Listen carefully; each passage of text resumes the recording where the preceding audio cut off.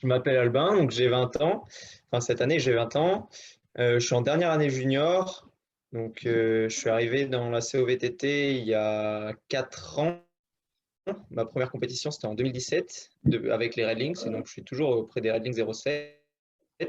Ma première sélection, c'était en Autriche en 2018. Et là, ça va être ma deuxième année que je participe au championnat du monde junior. Bonjour, moi je m'appelle Lilou Poli, je suis au club de Charente-Maritime Orientation depuis toujours. Donc pareil, j'ai 20 ans et c'est ma dernière année junior et donc c'est aussi mes deuxièmes championnats du monde en catégorie junior. Ça fait 4 ans, 4-5 ans que je fais de la COVTT et avant je faisais de la CO à pied et puis c'est avec aux France 2016 je crois où il y avait en même temps les championnats d'Europe de COVTT en France que j'ai commencé la COVTT, ça m'a bien plu et depuis voilà. Donc, je m'appelle Logan Labar, j'ai 18 ans, je suis dans le club dans le sud-ouest de la France, au Bros. J'ai commencé la CO pédestre en 2013 et suite à une blessure en 2018, j'ai commencé le VTTO et donc du coup, je suis resté dans le VTT. Bonjour, je m'appelle Lou Collet, j'ai 18 ans. Je suis au club Red Links 07 en Ardèche. Ça fait à peu près 4 ans que je fais de la VTTO et j'ai découvert ce sport en faisant du raid multisport. Alors, moi, c'est Armel Berthaud, j'ai 18 ans. Je suis au club Outdoor 07 en Ardèche. Et alors, j'ai commencé la CO au collège en UNSS. Puis, puis après, en fait, moi, je viens du RAID. Et, et donc, j'ai commencé le VTTO en 2019 après avoir discuté avec des membres de l'équipe de France de VTTO sur les raids.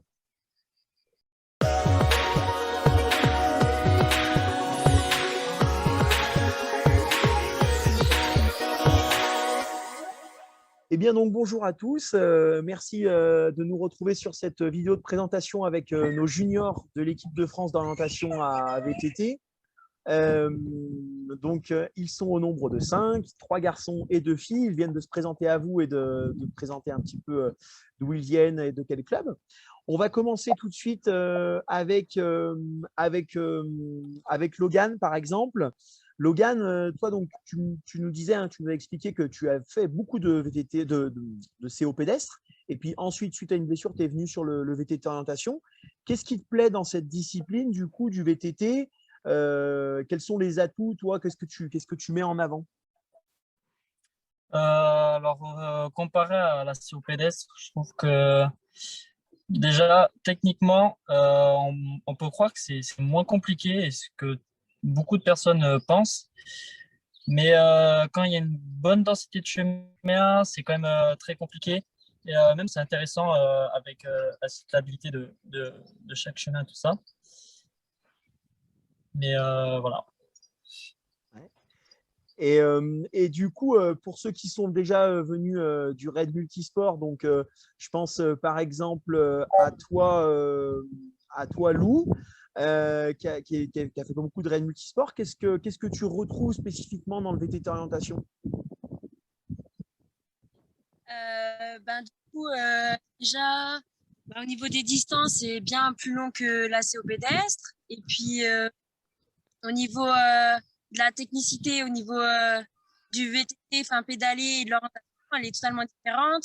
Pédaler avec un porte-carte aussi, ça cache énormément la vision des chemins. Donc, il faut faire attention à ça, regarder la carte, anticiper, tout ça.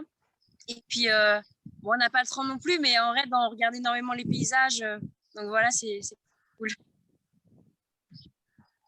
Une petite différence, effectivement, par rapport au raid où l'orientation à VTT, c'est un petit peu plus court, on peut dire, sur les temps de course que le raid multi. Ouais. Albin, toi, du coup, tu es presque un peu le vétéran de cette équipe junior, je dirais. Si tu nous parles un peu d'objectifs pour ces compétitions, donc pour ces championnats du monde en Finlande, ces championnats du monde junior, ça serait quoi les objectifs, peut-être d'un point de vue déjà personnel et puis aussi pour l'équipe? Ouais, alors déjà, je suis pas totalement le vétéran. Il y a aussi Lilou qui est la vétérante chez les filles. Mais après, au point de vue objectif, déjà, il y a un objectif je dirais, de moyens, c'est-à-dire de concentration sur la course, parce que ça va être vraiment différent par rapport à la France, dans le sens où on va pouvoir couper entre les chemins. Et là, l'objectif, il va falloir vraiment être concentré pour pouvoir voir les choix et réussir à faire sa trace. Après, je pense que il y a de bonnes équipes. Après, c'est dommage, chez les filles, il n'y aura pas de relais, mais chez les juniors hommes, déjà, on a une bonne équipe. Donc, au niveau d'objectif, pourquoi pas aller chercher un podium sur le relais. Et après, en objectif personnel, pour ma part, je dirais pourquoi pas aussi aller chercher un podium sur l'un de ces formats. Eh ben, en tout cas, c'est tout ce qu'on te souhaite et qu'on vous souhaite. Lilou, toi, alors là, la vétérante fille junior, toi, donc, Oui, tu vis en Autriche en ce moment en plus, donc oui. j'imagine que tu te prépares peut-être un peu différemment que d'habitude par rapport à ces mondiaux. Quels seront les objectifs pour toi sur ces championnats du monde? Alors, ben oui, l'objectif, ça va être d'appréhender les terrains finlandais qui sont totalement différents de ceux d'Autriche, ça c'est certain. Euh, et sinon aussi, il y aura bien sûr objectif personnel de résultats. J'aimerais bien faire aussi bien qu'en 2019, mais bon, ça va être dur. Bon, je vais faire au mieux. Et aussi, bah, comme disait Albin, on n'a pas de relais en dame junior, mais on va faire un relais en dame élite. Et ça, je pense que ça va apporter beaucoup d'expérience. Ça va être vraiment bénéfique pour les années suivantes. Donc, ouais, prendre de l'expérience aussi sur ce relais, ça va être un objectif. Ouais, effectivement, ouais, cette expérience qui est indispensable. Et puis, ben, le fait que ce soit couplé entre les championnats du monde junior et les championnats du monde élite, c'est vrai que ça peut amener Oui. cette expérience-là aussi, hein. Alors, Armel, on t'a pas encore entendu, toi. Qu'est-ce que ça a été les points? Donc, voilà, Lilou nous disait ça va être des terrains complètement différents de l'Autriche, mais on peut imaginer complètement différents de la France aussi. Vous aurez le droit de couper à travers les chemins. Donc, ça, c'est aussi quelque chose de spécifique. Quels ont été les derniers points techniques un peu que vous avez pu travailler là sur ces dernières semaines, que ce soit sur le stage dans le Loiret ou les derniers stages que vous avez pu faire? Alors du coup, sur les derniers stages, moi j'ai essayé de vraiment m'appliquer et d'essayer de travailler sur les postes rapprochés, essayer de progresser en lecture de cartes, sur la vitesse de lecture, parce que du coup, moi on va dire que mon point fort c'est le vélo et ce qu'il faut que je travaille c'est l'orientation parce que ça fait pas longtemps que j'en fais. Et du coup, c'est vraiment sur les petits postes à poste, quand ça va vite, quand il y a une grosse densité de chemin que j'ai besoin de progresser. Donc, j'ai essayé de m'entraîner un peu spécifiquement là-dessus. Déjà pendant les stages, me concentrer bien quand les parcours étaient plutôt format sprint.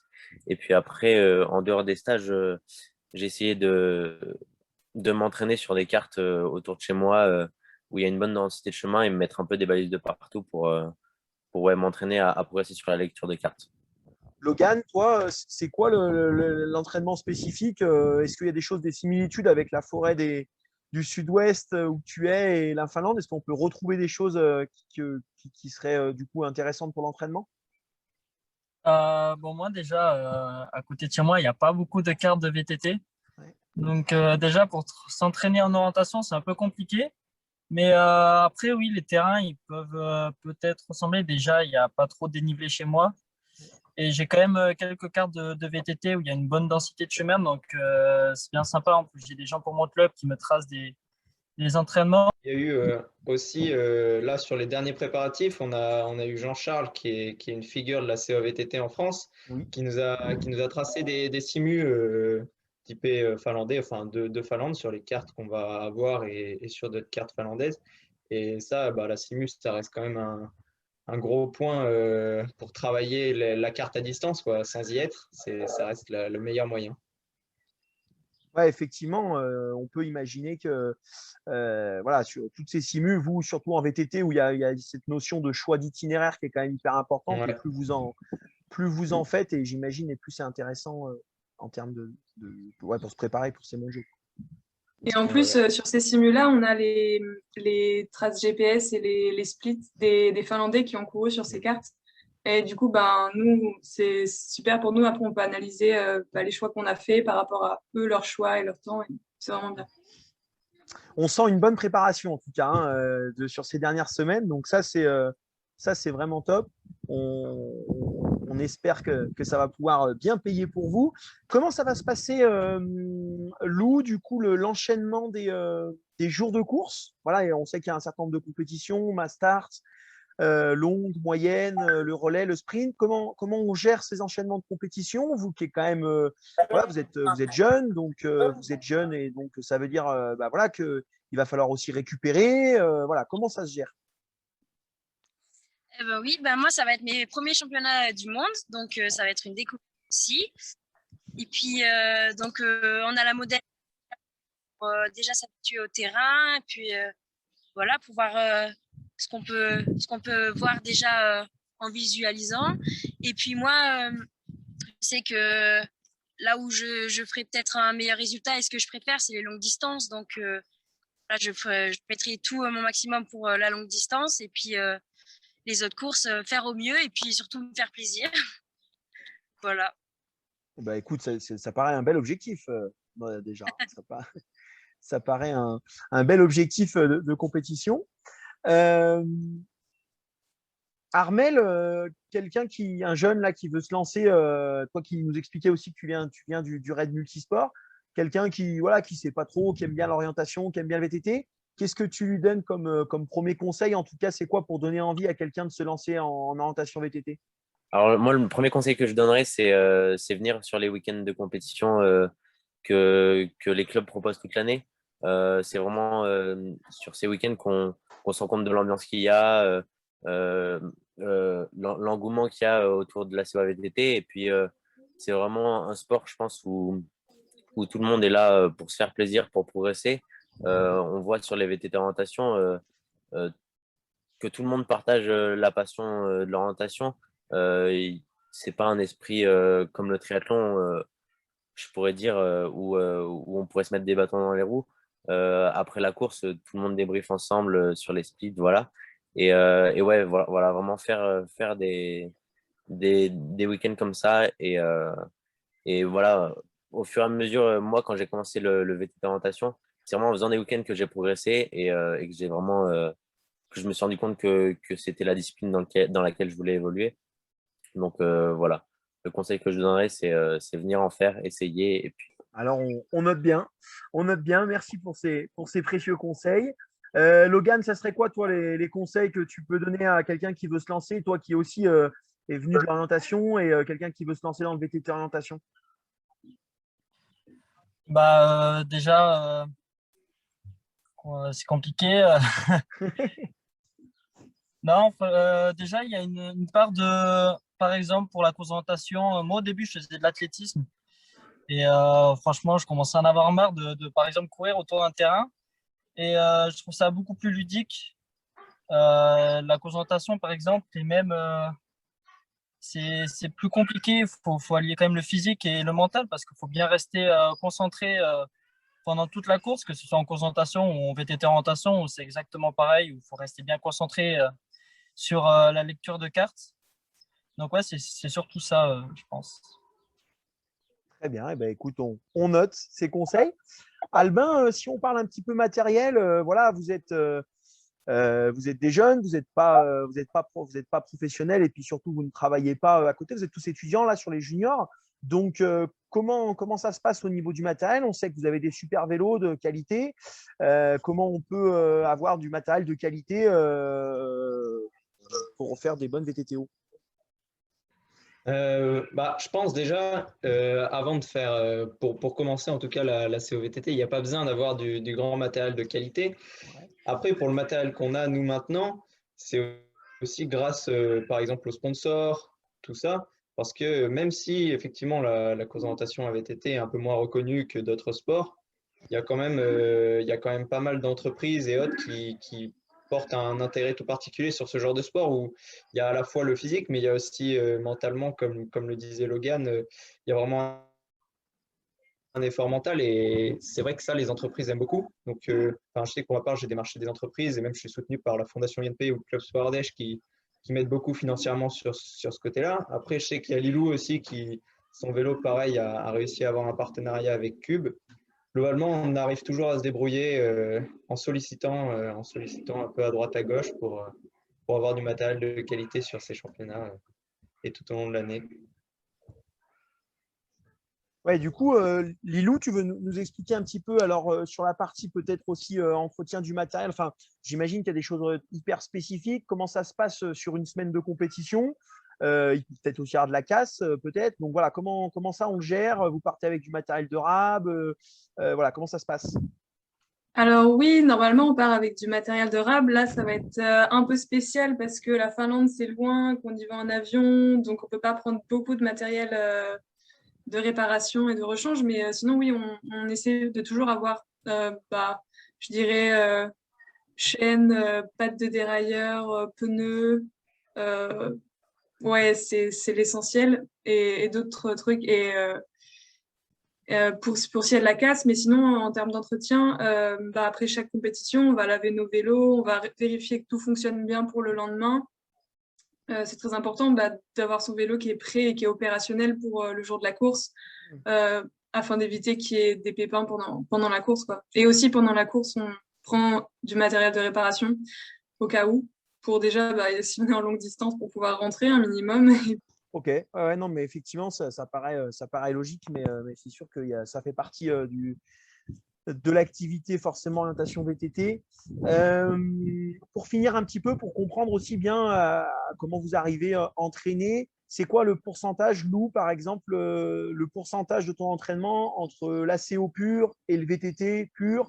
Je sais que vous faites aussi du vélo sur route, il me semble, donc du vélo de route. Donc comment ça se passe en termes de pourcentage d'entraînement? On va dire que il y a, on va dire qu'il y a 60% de VTT. Ou après, véloroute, un peu moins parce que voilà, je fais bien plus de VTT. Et puis, l'orientation, le reste, 30%. Voilà. Donc, surtout, voilà, plus de VTT que d'orientation. Voilà. Je pense qu'au niveau des pourcentages, ça dépend aussi vraiment de chacun, déjà des terrains qu'on a autour de soi. C'est-à-dire que moi, je vois, depuis que je suis à Grenoble, je fais beaucoup plus d'orientation par rapport à avant en Ardèche. Après, ouais, c'est aussi sur les terrains, parce que VTT, quand il y a la possibilité de faire du VTT autour de chez soi, forcément, on préfère tous le VTT. Mais des fois, le terrain s'y prête pas forcément. Du coup, autant physiquement en véloroute, ça permet aussi tout autant de se mettre dedans quoi, que le VTT. Et du coup, Armel, toi, par rapport au raid multisport, c'est quelque chose que tu continues aussi. Et du coup, tu travailles aussi cette partie physique grâce au raid multisport? Ouais, du coup, moi, je suis en section raid à Oyonnax depuis 3 ans. Donc là, je suis sur ma dernière année et donc on a les entraînements toute la semaine. Donc je participe aux entraînements toute la semaine. Donc la semaine, on a entraînement kayak, on peut avoir course à pied. Mais globalement, on est plusieurs à faire de la VTTO dans la section. Donc notre professeur, il essaie d'axer un peu les entraînements sur le VTT, sur la présentation, surtout en cette période de préparation. Donc voilà, je fais les entraînements la semaine avec la section et en plus, je vais m'entraîner en VTT, un petit peu le vélo de route le week-end quand je rentre chez moi en Ardèche. Et voilà, après, du coup, l'orientation, je le fais beaucoup avec la section à Oyonnax, avec mon prof qui nous trace des cartes, des parcours de VTTO et de courses et de courses d'orientation pédestre aussi. Pour finir, une dernière question à toi, Lilou. Du coup, en Autriche, comment est-ce que tu arrives à t'entraîner avec les équipes internationales, enfin les équipes nationales autrichiennes et de pouvoir être rattaché sur des week-ends, par exemple? Tout à fait, tout à fait. Et là, à Vienne, il y a notamment 2 filles qui sont dans ma catégorie, qui sont sœurs, et leur père, c'est l'entraîneur de l'équipe nationale junior. Du coup, je m'entraîne avec elles. En gros, on a un entraînement de course d'orientation tous les week-ends. Et aussi, ils ont eu un stage à Pâques où on est allé dans le sud de l'Autriche. Donc, 5 jours de stage, je crois. Donc, ils m'ont invité. Donc, c'était super. Après, ils ont eu un week-end de sélection sur le terrain des championnats d'Europe 2018. Donc, pareil, c'était pas à Vienne, c'était un autre endroit. Et j'ai pu venir avec eux aussi. Donc, super. Et après, le week-end dernier, par exemple, on allait faire des courses en Slovénie. Des compétitions et des entraînements en Slovénie. Du coup, pareil, c'était super sympa. Le terrain semblait bien à la Finlande, donc ça, c'était chouette. Et sinon, après la semaine, je m'entraîne toute seule. C'est parce qu'on a des contraintes du emploi du temps, donc c'est pas très pratique. Je m'entraîne surtout en vélo de route en ce moment, même toute l'année, parce que les forêts, elles sont pas praticables parce qu'il pleut trop. C'est que de la boue là-bas. Du coup, vu que j'ai pas de quoi laver mon vélo en chambre étudiante, c'est un peu compliqué. Donc, beaucoup de vélo de route. Et ouais, après du VTT quand c'est possible, bien sûr, parce que j'adore ça. Et de la CO-VTT dès que j'ai l'occasion, tous les week-ends. Voilà. Mais en tout cas, merci à eux de m'avoir intégré. C'était cool. Écoute, c'est vrai que ça fait un vrai plus, j'imagine, dans ton entraînement au quotidien. Écoutez, merci en tout cas de nous avoir accordé ce temps. Ça a permis de vous découvrir. Voilà, on va vous suivre à partir du 11 juin sur cette semaine de compétition en Finlande. On vous souhaite tout le meilleur et puis on est bien sûr derrière vous. Et puis on vous dit bonne préparation finale sur cette semaine qui reste et à très bientôt. Merci beaucoup. Merci à vous, bonne chance.